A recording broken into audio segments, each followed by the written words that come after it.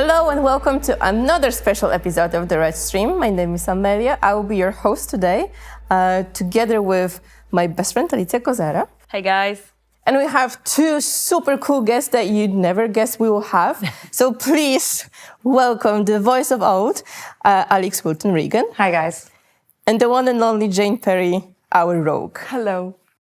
It's amazing to have you here, ladies. I hope you feel well in this special room, special studio that we prepared. Yeah, it's incredible. Oh no, it's great to be here. We're super excited. You're like transported right into Cyberpunk. Yeah, it's amazing. It's just, I'm really fangirling today. I'm like, oh my God, here we are. Yeah, it's great. Awesome. So let's jump in. We have some questions and let's just have a chat. Yeah. Yes, so you mentioned that, we're here, it's Cyberpunk, right? How does it feel after all those years, to see how the Cyberpunk evolved after you, done your recordings and after you see the game evolve? Feels great. It does. Yeah. It's super interesting because we were having this conversation this morning about how, when you're brought in to do a game as a voice artist, it's kind of just you in the booth with your director and the game director, and you're connected to it, but you feel sort of connected in a very indirect kind of way. And so when we have these opportunities to come and meet the developers and to be in your space and to see all of these things, it really kind of cements the experience, And I think we all find that exciting and interesting, and it for me personally, it makes me feel more a part of the community and in many ways more part of the game. Yeah, we don't often get invited to see behind the scenes, to meet the creatives, the collaborators, the writers, the designers, the voice directors. We hear you all in our we call them cans, which means our headphones. We hear you in our headphones, but we don't often get to meet you. So to actually meet you all and see it from your perspective, it's a real privilege, and it just feels so cohesive to be invited in, and it kind of makes the whole thing more organic, and you put a face to the name, and you find out a bit more about what we're doing, and we find out more what you're doing, and it kind of just brings everyone else together. So yeah, more please. Okay, absolutely. I love that moment when we arrived this morning and you come up to the building and you see CD Projekt Red. Yeah. And I felt this like, oh my God, this is where the magic happens, Like this is the seat of this whole game and other amazing games too. And it's a bit like when you go to Hollywood and you end up on set and you're like, wow, it's just, there's so much creativity. And as you say, Alex, to meet everybody who's working on every aspect of the game is really meaningful to us actors, because we don't always get that opportunity. And it's a real sort of golden moment, because it's a group effort, isn't it? Obviously, games. Oh yeah, it's there's so many people. There's so many people, and sometimes as a voice actor, really you feel a little bit like it's just you, or you're working always alone. But of course, you're not. There's many, many people participating. Just one of in the this elements, process. right? Exactly. Yeah. So Cyberpunk came out more than 3 years ago, and probably your work on it started even earlier. So how do you feel being a part of this, and how do you feel about Cyberpunk after all those years? I love it. Yeah. It's a bloody cool franchise to be a part of. I'll say that. You guys do excellent merchandise. You have excellent taste in actors. No, it's incredible. I remember my audition, which would have been 2017, something like that. So going back a really long way, because obviously you start years before the release date. And I remember going in, and the audition scene was the scene with Alt and Johnny at the gig that leads into Sexer Time. And so that was the audition. I remember doing it and finding a bit about it. Hadn't seen a visual for her. And then after that, when they actually called me in and told me about it, it was quite funny because obviously Alt, spoiler alert, does not spend the entire game in human form. I know that will come as a shock to many people watching this. But so of course she has a completely different voice when she becomes an AI. So that was quite interesting because I hadn't auditioned doing that. But yeah, it was incredible. It was a great experience. How did you find her voice? I shouted and screamed at a lot of people initially, and then, no, I'm joking. How did I find her voice? For the AI thing, you mean? Well, she still had to stay American, so we had to stay there. We had to stay with the low, we had to stay with the husky, but we had to make everything smooth, very smooth. And so I ended up, I actually wish they'd put a camera on me in the booth when I was recording it, because I don't think I've done this before or since. I did a huge amount of Tai Chi.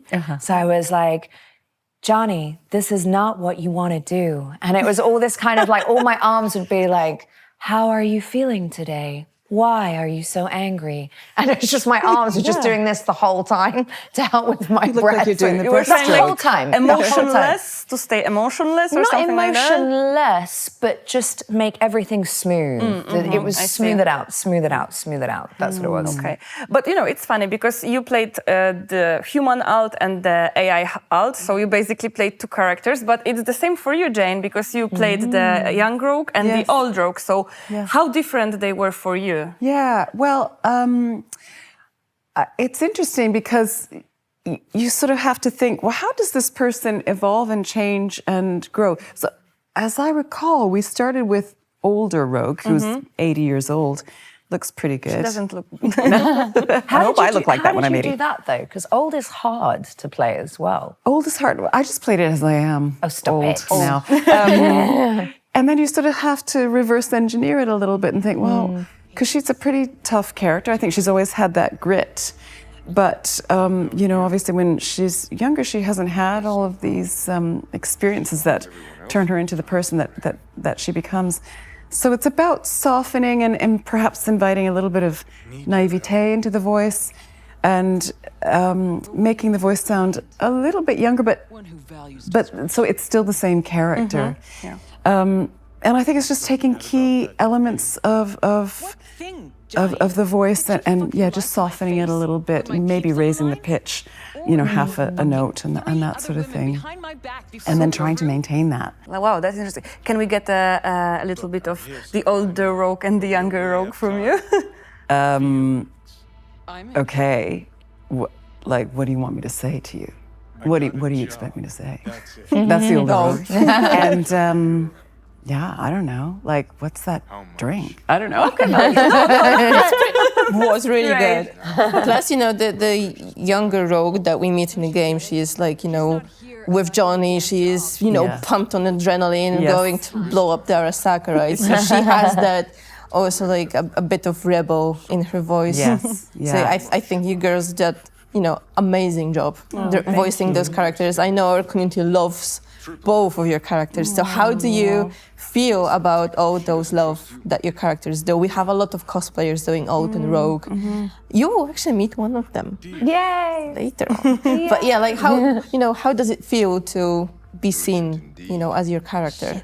Not only as an Alt and Rogue, of course, but of all of your roles. I love it. I mean, I've said this in so many interviews and I really stand by it. The gaming community is fucking incredible. Like, but truly, and I'm not saying that to be nice, I'm sure Jane feels the same, like, we get messages of like love, support, adoration, all the lovely things that boost oxytocin and serotonin and make you feel good, you know?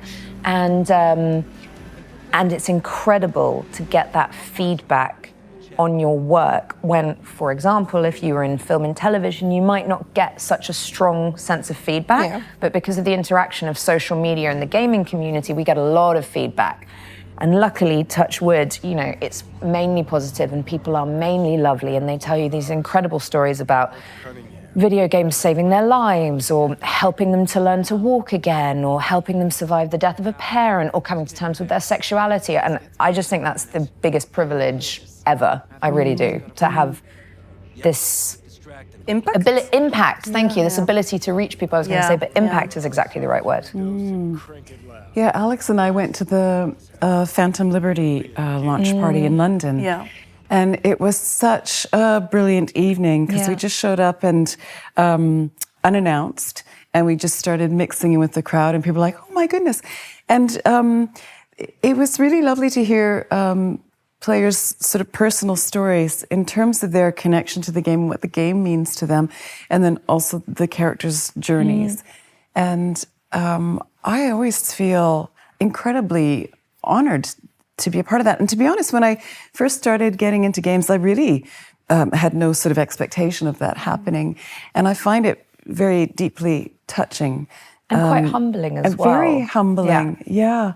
And, you know, it was a while ago since we recorded this game, but actually it's really kept alive by this quite consistent interaction with fans, which I really, really appreciate. How your actually journey started with the voice acting, because you guys have amazing portfolio and you voiced so many good games. How does it start? Because I know our community always asks us this question. Any tips for the beginners of the voice actors? And obviously we don't know anything, so you're here. No. Do you want to go for it, Svea? Well, it's a really interesting question, you know, because I think Alix and I started voicing games probably in 2010. I don't know when you started, Alix, but maybe-ish, yeah. So that was, you know, quite a few years ago. And when people ask me how to get into games now, I feel like it's quite a different industry in the sense that games and the narratives and the characters and the creative possibility in games is now so apparent.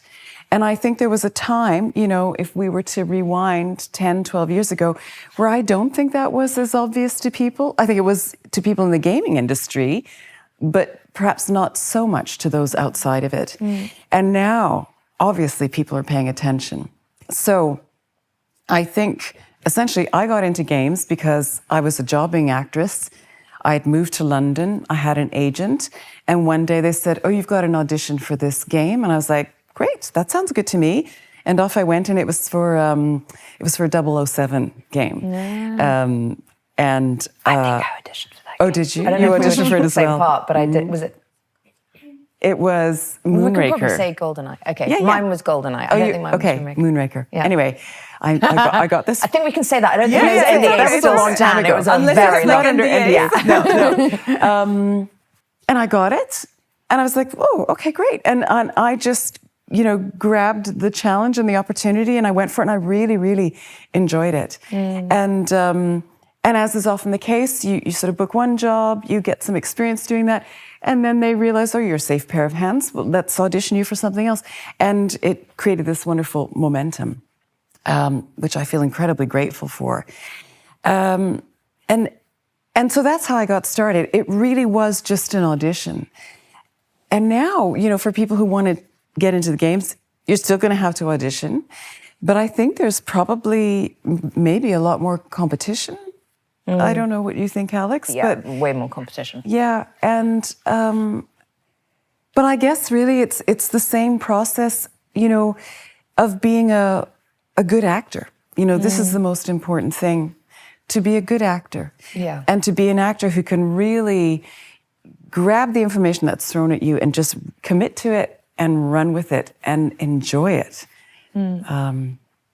Yeah, I mean, I always say, you know, the day of the voiceover is long dead now with your voice actors. And that, I think, is the key part, is you really have to be an actor and be able to act. Yes. In particular, in the medium of video games. I think commercial is still a bit different and more voiceovery at times, but even commercials are a lot more naturalistic than they used to be. Yeah. But same as Jane, I started, I feel like maybe just before 2010, because of I remember the James Bond audition as well.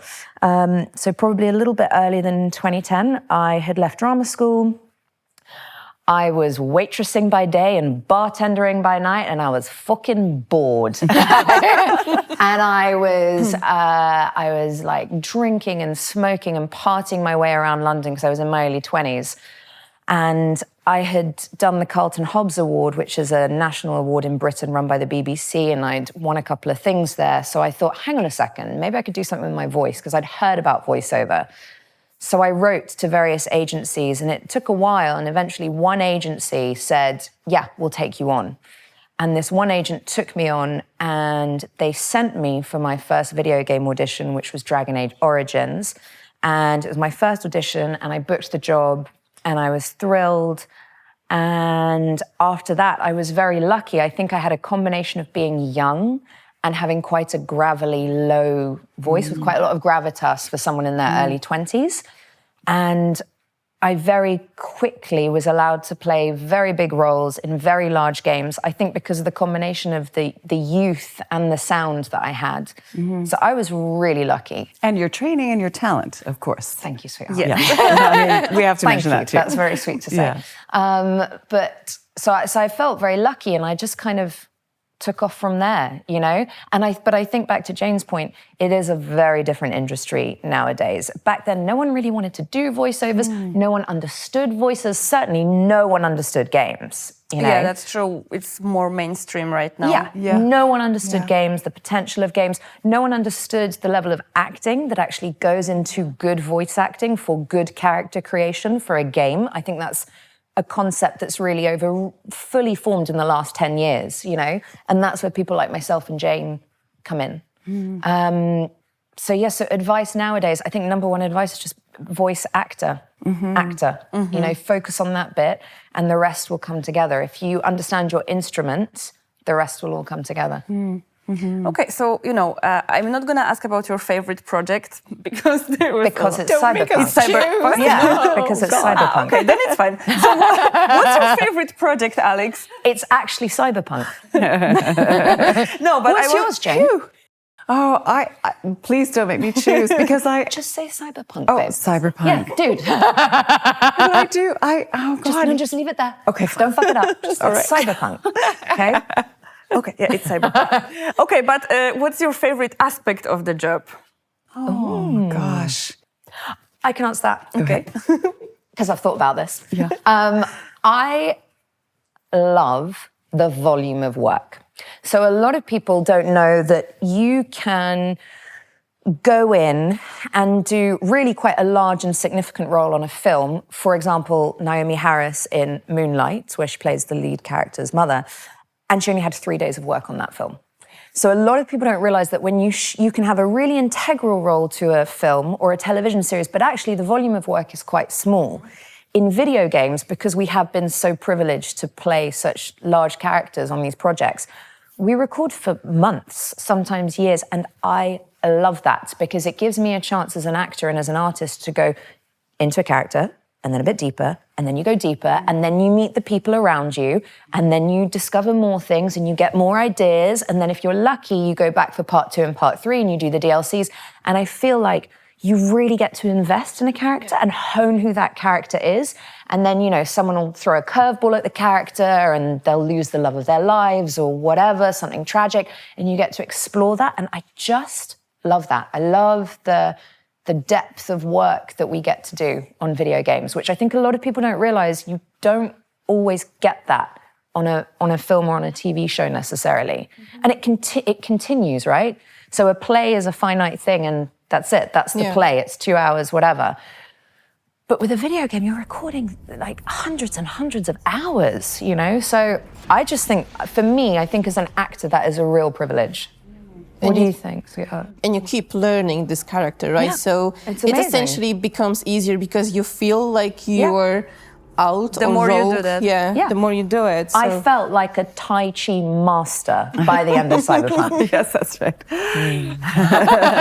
Yeah, for sure. What about you? Yeah, I think there is something really wonderful about that connection to a character that you keep revisiting for months and then years. You know, it becomes years after a certain point. And it's almost like that character, becomes a kind of part of you that you get to visit. And I like that familiarity with character and also, of course, the people that you're working with. But I think there's something interesting about, voicing a character that I really enjoy, which is that it puts you in the present moment because you have to be kind of in a state of readiness for whatever is going to come to you. And perhaps I should explain that, as voice actors, we don't always, we don't, for example, get a script in advance. So unlike film, TV, whatever, you read the whole thing and you sort of understand the character arc and you can kind of make choices and plan things around your character's journey.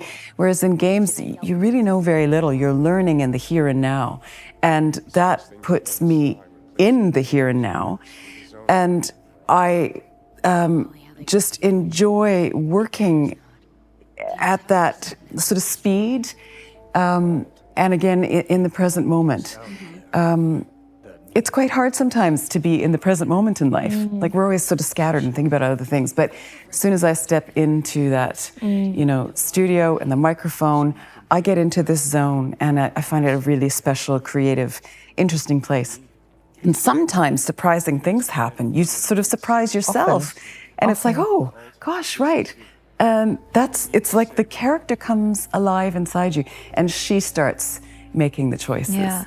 I also think, just to add to that, I think that one of the hallmarks of great, not just good, but great voice acting in games in particular, or audio dramas, is about the level of specificity we can go to as actors with our voice is really exciting. And when you've done it for years, like we have, you can hear the tiniest things, and you're like, hang on, let me do that again with a pause in the middle. Wait, no, the pause in the middle doesn't work. Let me try it one more time with a pause at the top. And they're like, that's what it is. It's that hesitation. And you can be so specific. And I find that really sexy. Yeah. I do. No, it's true, because you really get to use your skill and your craft in a very specific way, which is wonderful to engage with that. And the other thing I really love is you have to recruit your imagination into the process. So you spend your whole day indulging in your imagination, really bringing it to the fore, and playing around in that kind of sandbox that's in your own mind. And that's exciting, because again, we don't always, get to really engage in our imagination in our day-to-day lives. So this is a complete invitation to do that. And it's like being, it's like being a child again, where you just get to play and anything is possible. It's just fun, not a job. Yeah, that's right, exactly. Yeah. So, apart from becoming a master of Tai Chi, I'm sorry, but that was gonna be stuck with me, or the preparations. Do you actually prepare for your roles? Once you know, for example, that you learned that you will be Rogue or Alt in Cyberpunk, did you try to find out more about those characters, or did you just try to learn the character as you go with the lines? For me, I knew that Alt was in the lore, the legends of Cyberpunk. I knew she existed in that universe, but I also knew it was a totally new video game with a totally fresh take. And I knew what I'd been asked to do in the audition would be relatively close to that, basically. So when we stepped in, it was kind of a whole new thing. Does that make sense? She was her own fully fledged individual, basically. Yeah. You captured her perfectly. I'm sorry, I love Alt. This is one of my favorite characters. You don't have to apologize for that.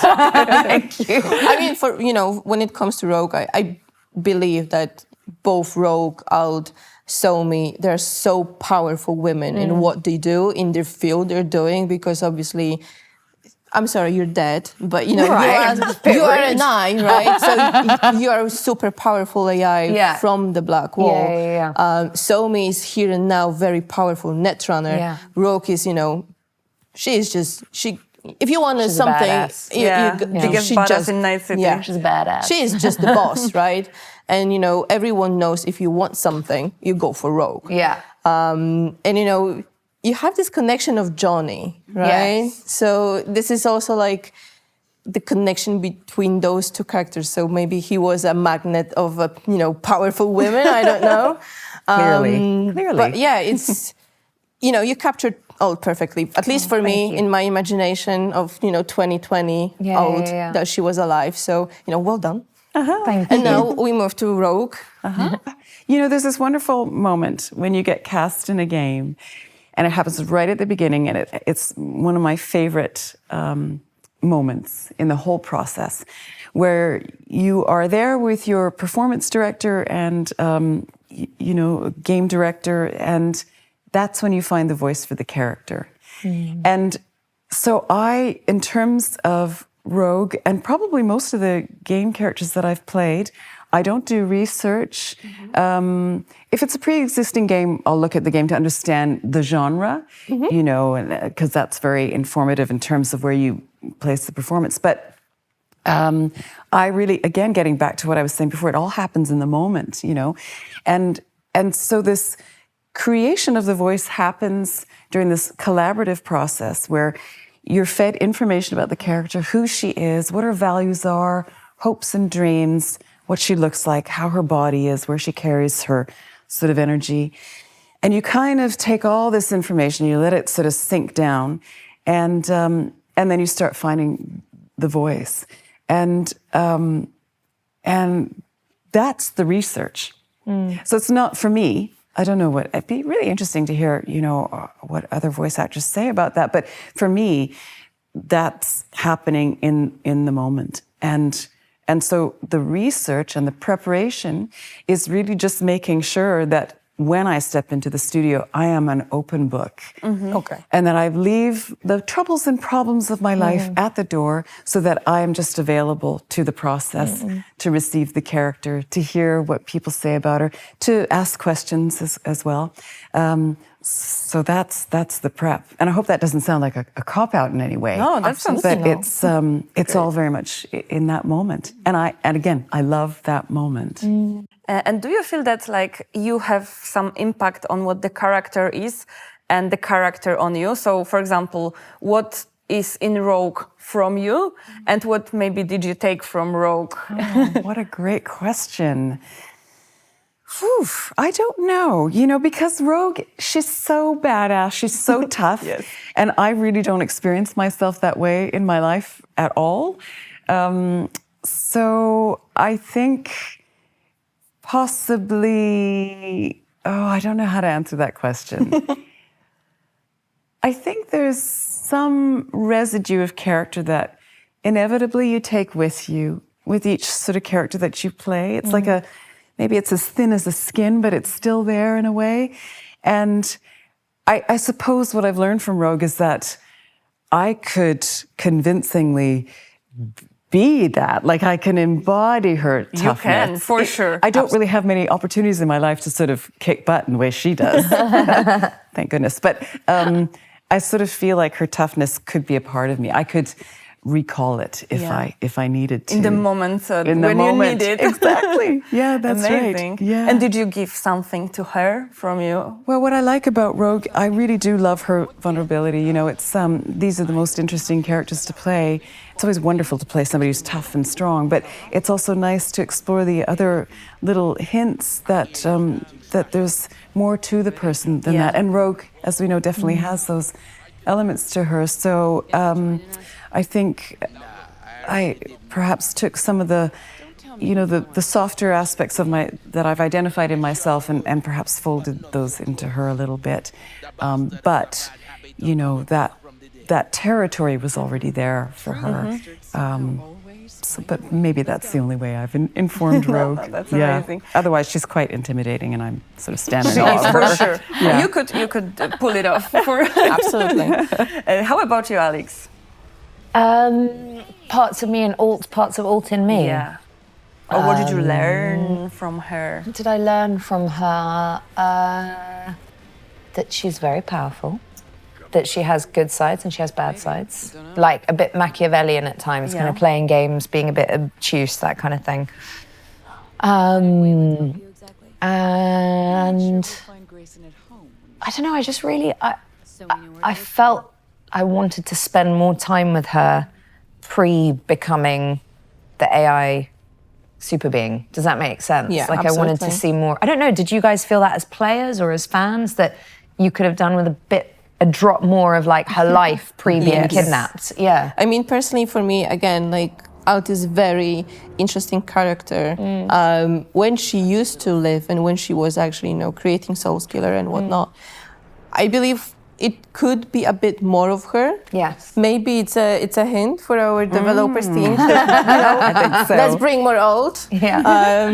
But yeah, I think our players also, resonate with that because we've seen a lot of comments, we need more Alt, we need more this and this character. So definitely there is a need for that. I think, because you're talking about Soulkiller, right, and how she invented it, I would be interested in that, even as an actor, basically, which is like, how did she come to create that? Yeah. Why was she creating that? What was the thing that kind of, I don't know, And that wasn't a hint, but it was just a genuine, like, it would have been cool to find out. I'm just waiting for a petition that will Yes. start after this stream. I would sign it. I know. You would start it. Nobody has to know. But yeah, so pretty much, I also wanted to know, were there any very fond memories from the recordings that you keep with you all this time?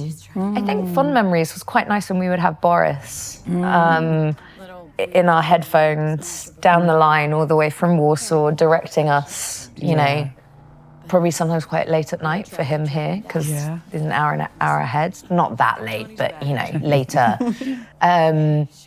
And the various moods he would come in with. I'm joking. But especially towards the end. Yeah, because you spend a lot of time, right, Yeah. with them, going through all these different peaks and troughs and highs and lows and all that kind of stuff. Fond memories. It was a really fond memory. It was very exciting when I found out, you know, that I was basically opposite Keanu Reeves for kind of the whole game. That was quite exciting, you know, and hearing his lines in my head, that was very exciting. Yeah, that was, of course, a kind of, oh my God moment. Yeah. Yeah, I have to say, I have a really clear memory of the day that I heard Keanu's voice, because prior to that, I think it was Justin Villiers, or maybe it was Boris who was reading in the lines. I think it was Boris, actually. He was quite a good actor, I must say, reading in the lines for me to respond to. And then they got to this point where actually Keanu had recorded the lines and they could just play his lines for me to respond to. And the first time I heard his voice, I was like, oh, that's a bit exciting. So yeah, I really remember that moment. That was a great moment. Yeah. But you didn't actually get to, you know, work at the same place with Keanu at the same time. No, it was just the lines. And other actors as well? Yeah, I think so. Yeah. But that's quite common because from a technical point of view, you have to isolate the voices. So you can't really have two actors in the same booth at the same time because you need to isolate them recording independently. Yeah.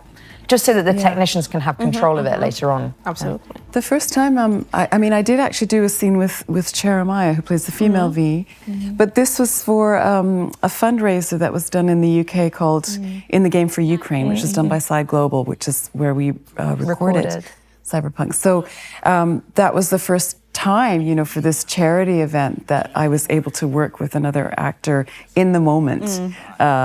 On Cyberpunk, and that was just great. And of course, she's amazing, and it was so wonderful we didn't meet in person, but we did it on Zoom at the same time, and so that was kind of exciting. But, awesome. Yeah. So after all those years, it's like 7 years, would you do it again?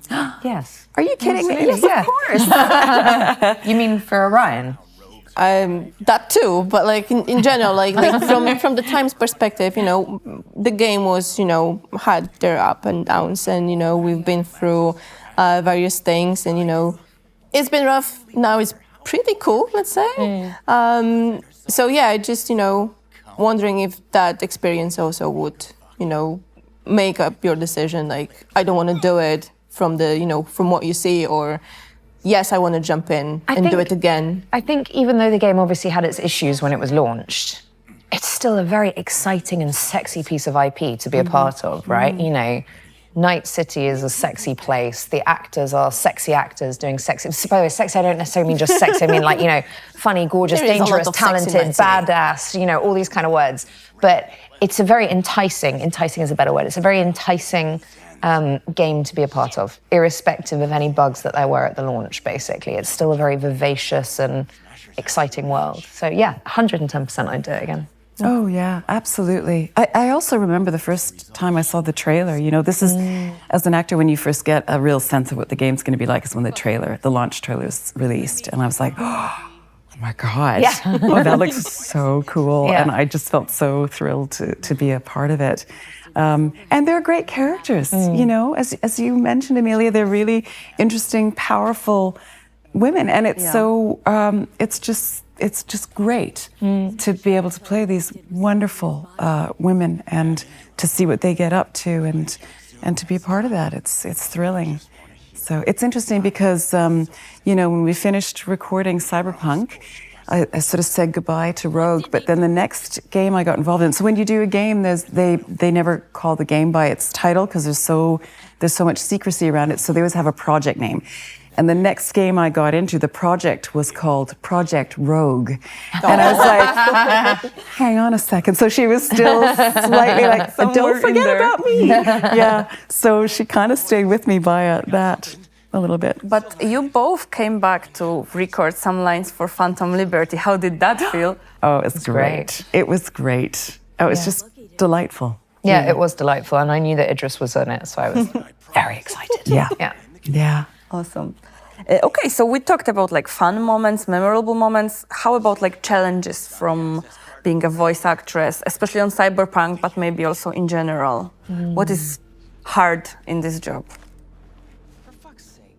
Sex scenes are always a little bit awkward. It's just true. Like whether you're on set, whether you're on stage, whether you're in a voice booth, sex scenes are just a little bit awkward, They're not bad. They're just a bit like, I'm very like, okay, guys, lights off. All the lights off. No, nobody look at me. Turn your chairs around. Turn your chairs around if I'm going to be orgasming into your headphones. Thank you.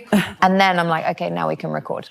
Okay, but I'm curious, how do you prepare yourself for such a sex scene with Keanu Reeves? Oh, good question. I just kind of have to throw myself into it, like Jane talked about being in the moment, that kind of stuff. So it's just more that slightly like uncomfortable awkwardness that you have to get around. And then it's great because it's a director. It's almost always a male director, and they have to give you direction on your orgasm sounds. I'm like, sorry, what did you just say exactly? Oh, okay, cool. Do you know what I mean? So yeah. No, it's all funny and cheeky. Yeah. Yeah. What was your most challenging moment? I'm just trying to think. Well, sex scenes definitely. It's a bit like, oh God, here we go. Do you have any requests? I'm literally like, turn off the lights and please don't look at me while I do. No, I just go into this, like my brain goes into this sort of white fog and sheer panic takes over my whole being. So I can't really see anybody anyway because I go blind with terror. Oh, wow. And then I just do it. You hear in some film sets that they're like, okay, everybody get naked so the actors don't feel... Yes, with the crew as well. So I think when you record sex scenes in video games, everybody should offer their orgasm, their, their whatever they do, and we can all hear it, and then it will levels the playing field. Oh, wow. I would like to see it sometime. I'm amazed they haven't put a camera in the room for some of this Tai Chi. Bloopers, orgasm stuff. Yeah. No. So I think now, at least the last question from me, how does it feel to see so many people, and we're talking millions of people playing Cyberpunk and seeing your characters? Recently, it was 20 million something like that. Over 20 million people. I mean, that feels wonderful. And also I'm so glad I didn't know that when I was recording it. Because actually that's a lot. And I suppose in some ways it could build up the pressure of wanting to, obviously do a good job. Of course we want to do a good job anyway, but I think when you're conscious of, the fact that there'll be so many people playing it, it can sort of ramp up the pressure that you might feel. So yes, I'm glad I didn't know that when I was recording it. Too much pressure. Yeah, exactly. And to know it now, it's just, what a gift. It's just so wonderful. It's really wonderful. And I'm very happy for the game, too, that it's enjoying so much success because it deserves it. Yeah, you definitely, as an actor, you become very invested in the project that you're in, right? So you want to do a really good job for the client always. You want to do a good job for the fans. You really want to see your clients succeed. You want the game to be a success. We want you guys to go on and, develop more stuff and bring joy to the fans and have people say nice things and enjoy it. A lot of blood, sweat and tears goes into this. So, yeah. Were there any tears on the set for you? Was there any tears? Because, the game is very emotional many times. There was a little moment, actually, and it made it into the game, because I've seen it. it made it into the game, but not as much as we recorded, which is when, it's a very specific moment where Alt's being kidnapped outside the club, Johnny gets beaten up, knocked to the floor. We recorded a lot more violence as they were kidnapping Alt and taking her away, and we recorded a lot more fear and a lot more tears. And I remember that was very emotional, like the genuine sort of threat to life and the fear. Yeah, they wanted it to be really harrowing, and I was like, oh, okay, yeah, the baddies are not fucking about, basically. So they wanted it to be terrifying, and it was. So there were tears in that moment, yeah. But it was only an edited version that actually made it into the game, yeah. How about you, Jane?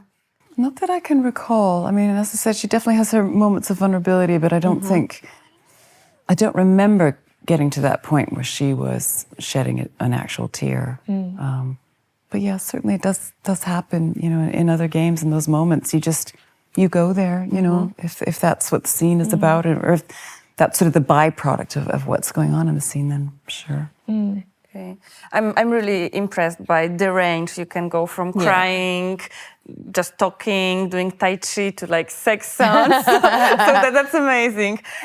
So I think that for today that would be it. Thank you so much, Jane. Thank you so much, Alix, for joining us. Really cool insights into the job of a voice actress and to general talk about Cyberpunk. It was amazing. Do you maybe have some final closing words to our community that you would want to share? I think it's just thank you. Just thank you so much for connecting, obviously for playing the game and for reaching out to everybody who's a part of this game. It's, you know, it's always received with so much gratitude. And as Alix said, it's very humbling. And it really does mean a lot to us. So thank you. Yeah, I would echo that. A sort of a very big thank you to everyone who supports us and the projects we're in. And I think one of the things that I love about the gaming industry, which we sort of touched on but not quite, is the powers that be are very good at listening to the fans in the gaming world. And it's because there is a part 2 and a part 3 to the initial project. You know, there are sequels, there are trilogies. So if fans want to say something, or if fans want to see more of Alt in human form, you know, pre-becoming an AI being, say it. And I think that that's one of the incredible things about this community, is that gamers have to realize they have say, they have sway, and they have power. Yes. And that's fucking great. It is. It's part of almost part of the collaborative process of a game. Yeah, it is. It is part of the collaborative process. It's a great way of looking at it. We do put changes into the game based on the feedback. So, of course, just, you know, make your voices heard. You never know. Yeah. People should feel empowered. Exactly. And yeah, thank you for supporting us. And thank you for having us here, guys. Yes, this has been wonderful. It was a pleasure. Thank you. Yeah. So thank you. Thank you guys for watching. And me and Amelia will see you next time. So thank you so much. Bye. Bye. Bye-bye.